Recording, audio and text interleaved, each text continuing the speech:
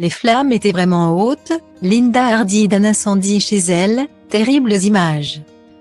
Le 16 février 2023, Linda Hardy a eu la peur de sa vie, alors qu'elle se trouvait seule chez elle. L'actrice de 49 ans, qui incarnait Clémentine Doucet dans la série Demain nous appartient, TF1, a dû faire face à un fâcheux imprévu comme elle l'a confié en story Instagram à sa communauté. Bien que discrète, Linda Hardy se plaît à partager quelques bribes de sa vie avec ses fans de temps en temps.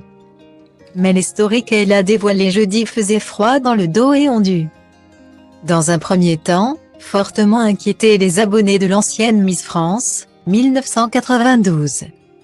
C'est tout d'abord une photo sur laquelle on peut découvrir un objet qui a pris feu que les internautes ont pu découvrir. Et oui, j'ai éteint un incendie ce matin dans ma chambre. J'ai eu bien peur, je dois dire. Encore incandescent, a-t-elle écrit en légende de sa publication. C'est ensuite la photo d'un autre mobilier de sa chambre que Linda Hardy a partagé. Un objet lui aussi bien brûlé.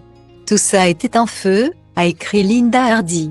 C'est ensuite une vidéo de l'intégralité de la pièce qu'elle a dévoilée. L'occasion de voir des cendres par terre et quelques braises. Puis, la maman d'Andrea, 12 ans, fruit de son ancienne union avec Peter, a pris la parole face caméra. « Les amis, je vous ai mis en photo ma petite terreur de la matinée. Franchement, j'ai eu trop peur. Il y a des flammes, elles étaient, je ne sais pas combien ça faisait, mais c'était vraiment haut et large. Et j'étais toute seule. Il a fallu que je gère ça toute seule. J'ai réussi, mais c'est flippant. Mais ce n'est rien évidemment par rapport à ce que vivent certaines personnes. En tout cas, je vous embrasse fort. Je suis en train de préparer le dîner.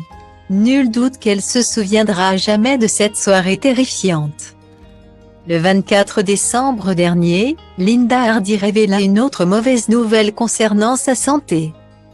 Elle avait en effet dévoilé qu'elle était une fois de plus atteinte de la Covid-19, la 3e fois. Un invité surprise qui a gâché ses fêtes de fin d'année. Cette année, sobriété oblige. Pas de robe de soirée, pas de partie de jambes en l'air, pas de champagne, pas de soirée jusqu'à pas d'heure. Écrivait-elle notamment. Malgré tout, elle a passé cette fête avec les gens qu'elle aime, masquée.